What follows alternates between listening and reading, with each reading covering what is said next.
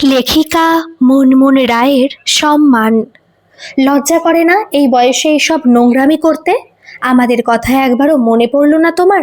তোমার ঘরে ছেলে, ছেলের বউ, নাতি নাতনি রয়েছে, তারপরেও এই ধরনের নোংরামি করার সাহস হয় কি করে? পার্বতীর দিকে হিংস্রভাবে তাকিয়ে চিৎকার করে কথাগুলো বলল মানিক। পার্বতী অবাক হয়ে তাকিয়ে আছে ছেলের মুখের দিকে। কতটা ঘেন্না হলে, কতটা মনের মধ্যে জমানো রাগ থাকলে কোনো ছেলে এই ভাষায় মাকে আক্রমণ করতে পারে?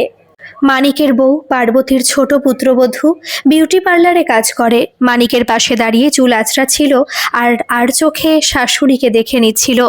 মায়ের প্রতি তার স্বামীর এই বাক্যবাণে সে যে খুশি সেটা তার চোখেই লেখা রয়েছে। পার্বতীর 16 বছরের নাতিও প্রচণ্ড রাগ নিয়ে তাকিয়ে আছে ঠাকুরমার দিকে। ভাবটা এমন যেন কাউকে খুন করে ধরা পড়েছে ঠাকুরমা। পার্বতীর মনের ভেতরের এই অপমানের আর যন্ত্রণার ঝড় থামলে কিছু একটা উত্তর দিতে পারবে মানিককে, এটাই ভাবছে মনে মনে। ঠিক তখনই মানিক আবার বলে উঠল, তোমার জন্য পাড়ায় বের হতে পারছি না। সবাই বলছে বুড়ো বয়সে ভীমরতি হয়েছে তোর মায়ের। টাকার জন্য ওই বাড়িতে রান্নার কাজ করছে তোর মা। তোদের কি টাকাটাই সব? মান সম্মান বলে কিছু নেই? এতক্ষণে কিছুটা ধাতস্থ হতে পেরেছে পার্বতী। এই সংসারে তার জন্য লড়াই করার কেউ নেই, তাই মনে মনে গুছিয়ে নিয়ে ছেলের দিকে তাকিয়ে পার্বতী বলল, তোরা কি আমাকে রান্নার কাজটা ছেড়ে দিতে বলছিস? সঙ্গে সঙ্গে মানিক বলল, কাজ তোমাকে কেউ ছাড়তে বলেনি, কিন্তু বাড়াবাড়ি আর নোংরামিটা বন্ধ করো। বুড়ো যেখানে যাচ্ছে তোমাকে নিয়ে যাচ্ছে কেন? মন্দিরে পুজো দিতে যাবে, সেখানেও সঙ্গে তুমি যাচ্ছ? তুমি তো ওই বাড়িতে রান্নার কাজ করতে যাও, রান্না করে বাড়ি চলে আসবে, গেল খতম। এত কিসের পীড়িত তোমার? সেদিন গাড়ি করে বুড়োর সঙ্গে রেস্টুরেন্টে খেতে গেলে কোন লজ্জায়? এবার পাঠককে পার্বতীর তরফের গল্পটা একটু বলে নি। শ্যামল সরকারের বাড়িতে রান্নার কাজ করে পার্বতী। শ্যামল সরকারের 2 ছেলেই বাইরে থাকে। অত বড় বাড়িতে 80 বছরের বুড়ো একাই থাকে। এই বাড়িতে পার্বতী রান্নার কাজ করে। 1 মাস আগে ঠিকই কাজের মেয়েটার বিয়ে হয়ে গেছে। সে কাজ ছেড়ে দিয়ে শ্বশুর বাড়ি চলে গেছে। তারপর থেকে এই বাড়িতে বাসন মাজা, ঘর মোছা, কাপড় কাচা এই সব কিছুই পার্বতী করে এই শ্যামল সরকারের বাড়িতে। 8,000 টাকা থেকে মাইনে এখন হয়েছে 12,000 টাকা।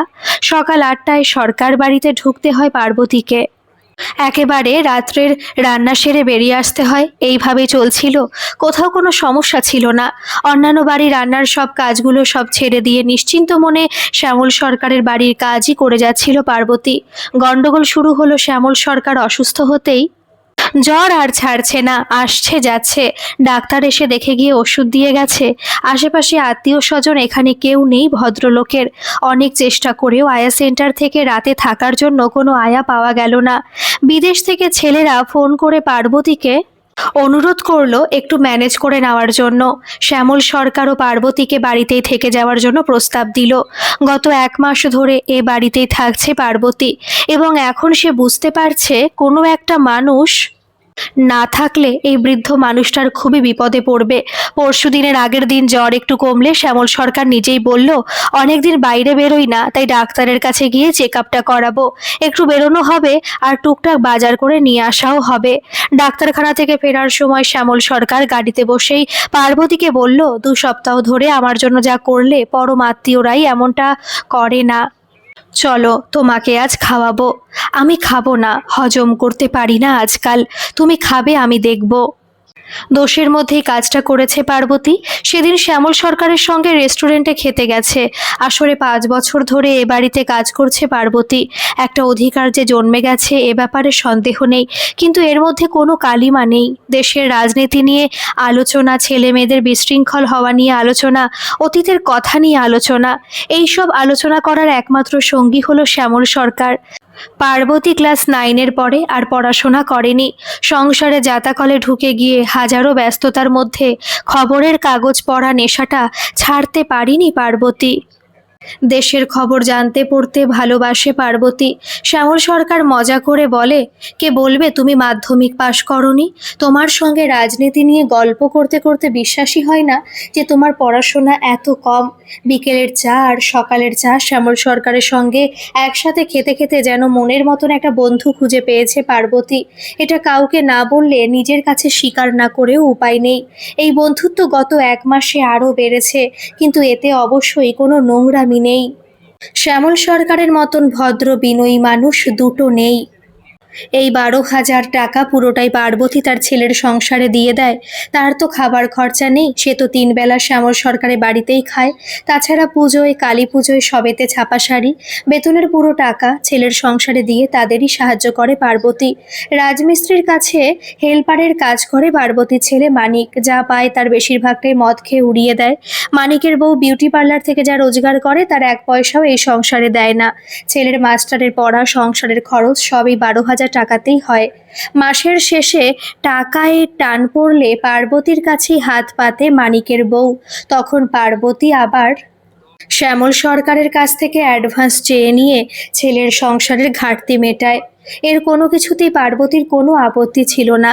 এ তো তারই সংসার, সংসারের নিয়মেই পার্বতীকে ছেলের পাশে দাঁড়াতেই হবে। কিন্তু আজ যে কথাগুলো শ্যামল সরকারকে নিয়ে বলল মানিক, তাতেই পার্বতীর সমস্ত শরীর মন কলুষিত হয়ে উঠেছে। 50 বছর বয়সে পৌঁছে ছেলের মুখে যদি এই ধরনের কথা শুনতে হয়, তাহলে তো মা হয়ে সে কিছুই করতে পারেনি। না নিজের জীবন সাজাতেই পেরেছে একজন মেয়ে হয়ে, না ছেলেকে মানুষ করতে পেরেছে মা হয়ে।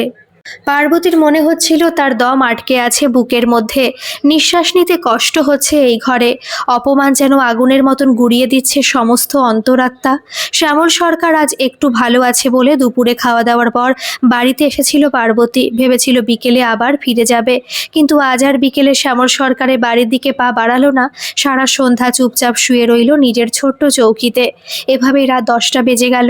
পার্বতী টের পেল রান্নাঘরে খাওয়া দাওয়া চলছে, কিন্তু তার ছেলে মানিক, তার পুত্রবধূ এবং 16 বছরের নাতি কেউই পার্বতীকে খেতে ডাকলো না। ঈশ্বর বাঁচিয়ে দিয়েছে পার্বতীকে, আজ আর খিদেও পেল না পার্বতীর। সকালে সূর্যোদয় হওয়ার সঙ্গে সঙ্গে হাত মুখ ধুয়ে বাসি কাপড় ছেড়ে বাড়ি থেকে বেরিয়ে পড়ল পার্বতী। সরকার বাড়ি চাবি তার কাছেই থাকে। বৃদ্ধ শ্যামল সরকার জানতেও পারে না পার্বতী কখন আসে এ বাড়িতে। আজও জানতে পারল না। এই বাড়িতে ঢুকে সোজা রান্নাঘরে গিয়ে নিজের মতন 1 কাপ চা করে নিয়ে বারান্দায় এসে মেঝেতে বসল পার্বতী। তারপর চুপ করে বসে রইল অনেকক্ষণ। মনের মধ্যে হাজারো চিন্তা। সকাল 8:30 নাগাদ শ্যামল সরকার ঘুম থেকে উঠে ফ্রেশ হয়ে তিনি যখন বারান্দায় ইজি চেয়ারে এসে বসলেন, তখন তার হাতে চায়ের কাপ ধরিয়ে খানিকটা দূরে মেঝেতেই বসলো পার্বতী। তারপর ধীরে ধীরে গতকাল ছেলের সঙ্গে ঘটে যাওয়া সব কথাই গুছিয়ে বলল শ্যামল সরকারকে। বলতে খারাপ লাগলেও সবটাই বলতে পারল পার্বতী। শেষে বলল, দাদা, আমি আর কাজ করতে পারবো না। আমি জানি আপনার একা সব কিছু সামলাতে কষ্ট হবে, কিন্তু কি করি বলুন তো? ছেলের কাছে এত অপমান কি সহ্য হয়? আপনাকে আমি অন্য লোক জোগাড় করে দেওয়ার চেষ্টা করব। খালি চায়ের কাপ মেঝেতে নামিয়ে রেখে শ্যামল সরকার এবার বলল, আমার কাছে এই পাড়ার ছেলেরা এসেছিল, আমি তোমাকে কিছু জানাইনি। তোমার ছেলে পাড়ার ক্লাবে গিয়ে আমার আর তোমার নামে অশালীন কথা বলেছে। শ্যামল সরকার কথা শেষ করতে পারল না, তার আগে চিৎকার করে উঠল পার্বতী, কি বলছেন দাদা? ছি ছি। পার্বতীকে হাতের ইশারায় থামিয়ে দিয়ে শ্যামল সরকার বলল, শোনো শোনো, আমি এসব কথা গায়ে মাখিনি। তোমার লজ্জিত হওয়ার কোনো কারণ নেই। তোমার ছেলে পরিণত মনস্ক, তার যা ইচ্ছে হচ্ছে সে বলছে। তুমি ভাবো তুমি কি করে বাকি জীবনটা ভালো থাকবে? যে মাকে এইভাবে অপমান করতে পারে তার সঙ্গে অ্যাডজাস্ট করে থাকবে, নাকি সুস্থভাবে সম্মান নিয়ে আমার সংসারের কাজ করে এই বাড়িতেই থাকবে? শ্যামল সরকার চুপ করলো, হয়তো পার্বতীর উত্তরের অপেক্ষায় আছে। পার্বতী এবার বলল, দাদা, আপনি আমার কষ্ট দেখে দয়া করছেন, তাই আপনার বাড়িতে আমাকে থাকতে বলছেন। শ্যামল সরকার বলল, আমাকে দেখেও লোকে দয়া করে। আমার 2 ছেলে বিদেশে, কলকাতা এলেও আমার বাড়িতে ওঠে না, শ্বশুর বাড়িতে ওঠে। আর যদি আমি মরে যাই কাল, এই বাড়ি দখল নিতে আসবে তারা। আমি কিভাবে বেঁচে আছি তাদের এটা নিয়ে কোনো মাথা ব্যথা নেই। আমি ভালো থাকতে চাই, কারণ ভালো থাকার অধিকার আমার আছে। তুমি আমাকে ভালো রাখতে পারো, তুমি থাকলে আমি একা হই না, আমার মনোকষ্ট কমে, আমি নিশ্চিন্ত হই। অন্তত অসুস্থ হলে আমাকে দেখার একটা লোক আছে এটা ভেবে। তাই প্রস্তাবটা দিলাম তোমাকে, আমার নিজের কথা ভেবেই। যদি এই বাড়িতে থাকতে চাও থেকে যাও, ফিরে যেতে হবে না ছেলের সংসারে। পার্বতী বলল, কিন্তু দাদা, যদি এটা নিয়ে পাড়ার ছেলেরা আপনার কাছে আসে, আমার ছেলে আবার চিৎকার চেঁচামেচি করে? হাসলো শ্যামল, বলল, দেখো, আমি ডিসিশন নিয়ে নিয়েছি, তোমাকে এ বাড়িতে থাকতে বলবো, এবার তোমার ইচ্ছা। যদি মানুষ খুব নোংরা কথাই বলে তাহলে আরও একটা প্রস্তাব দিচ্ছি, তুমি চাইলে আমরা বিয়েও করে নিতে পারি। লিগ্যাল সম্পর্ক আমাদের সমাজ মেনে নেয়। আমার কোনো কিছুটি আপত্তি নেই এ বাড়িতে আমার সঙ্গে থাকতে, মানে আমার কাজের হেল্পার হয়ে থাকতে। তোমার যদি অসুবিধা হয় তাহলে আমি তোমাকে সামাজিক সম্মান দিতে রাজি আছি। এর মধ্যে কোনো ভালোবাসাবাসি বা অন্য কিছু ভেবো না। শুধু ভেবে নাও আমাদের দুজনের প্রয়োজনে আমাদের একসাথে থাকতে হবে। তাই একটা কাগজ তৈরি করে রাখছি, ভেবে দেখো বাকি জীবনটা সসম্মানে থাকতে পারবে। উঠে দাঁড়িয়ে পড়ল পার্বতী, বলল, আমার জন্য আপনি কেন অসম্মান ঘাড়ে নেবেন দাদা? সেটা হতে দেব না। আপনি আপনার সম্মান নিয়ে থাকুন, আমি চললাম। ভালো লোক পাঠিয়ে দেওয়ার দায়িত্ব আমার। বাড়িতে ফিরে এলো পার্বতী, নিজের চৌকিতে চুপচাপ চোখ বন্ধ করে শুয়ে রইল। কাল গিয়ে ময়নার সঙ্গে একবার কথা বলতে হবে, যদি সে শ্যামল সরকারের বাড়িতে কাজ করতে রাজি হয়। হঠাৎ কানে এলো। মানিকের বউ পার্বতীকে শুনিয়ে শুনিয়ে বলল, এমন পুরকি দিয়েছ, বুড়োর সব রস চটকে গেছে। নায়িকা বাড়ি ফিরে এসেছে সাত তাড়াতাড়ি, নায়ক তাড়িয়ে দিয়েছে ঘাড় ধাক্কা দিয়ে। নাও এবার ঠেলা সামলাও, আর কাজ পাবে না কোথাও। ওই দত্ত বাড়ির কাজটা ভালো ছিল, 5,000 কাজ, তা না 12,000 টাকার কাজ ধরতে গেছে। ঠিক এই সময় পাশের ঘর থেকে ছেলে বলে উঠল, ক্লাবের ছেলেরা বলেছে পাড়ায় থাকতে গেলে এই সব করলে ঘাড় মোটকে রেখে দেবে। তোমার পার্লারের দিদির বাড়িতে একটা রান্নার লোক চাইছিল না, ওখানে নিয়ে যাও। দুটো বাড়িতে কাজ করলে 10,000 টাকা উঠে আসবে। মানিকের বউ বলল, দেখি কালকে গিয়ে বলবো দিদিকে, রান্না ছাড়া তো কোনো গুণ নেই। না হলে তো আমার পার্লারে নিয়ে যেতাম, ওখানে তো একজন লাগবে। শ্যামল সরকারের প্রস্তাবে না করে চলে এসেছিল পার্বতী। এবার আচমকাই উঠে দাঁড়িয়ে পড়ল। ভাগ্যিস ময়নার কাছে আগে যায়নি। বড় বড় পা ফেলে এগিয়ে গেল আলমারির কাছে। তারপর একটা বড় পুরনো কিট ব্যাগ বার করে নিজের 3-4টে কাপড় বের করতে করতে গলা তুলে বলল, মানিক শোন, আমি এখন থেকে শ্যামল সরকারের বাড়িতেই থাকবো। সামনের মাস থেকে তোদের এই সংসারে কোনো টাকা পয়সা দিতে পারবো না। আর একটা কথা, এই বাড়িটা আমার নামে, এই বাড়িটাও আমি বিক্রি করে দেব। কথা বলেছি একজনের সঙ্গে, 1 মাস সময় দিলাম, এই বাড়ি ছেড়ে কোথায় থাকবি ব্যবস্থা কর। কথাগুলো বলে দরজার দিকে তাকিয়ে দেখলো মানিকের বউ আর 16 বছরের নাতি তাকিয়ে আছে তার দিকে। এদের কাছ থেকে শেখা কিভাবে মানুষকে তাচ্ছিল্য অবহেলা করতে হয়, ঠিক সেভাবেই এদের সামনে দিয়ে ঘর থেকে বেরিয়ে এলো পার্বতী। বাড়ি বিক্রির কথাটা এই মুহূর্তেই মাথায় এসেছে। কারোর সঙ্গে কথা হয়নি, কিন্তু এই মিথ্যে কথাটা বলার সময় একটা তৃপ্তি, একটা শান্তি অনুভব করেছে পার্বতী। সুতরাং এই বাড়িতে বিক্রি করে দেবে।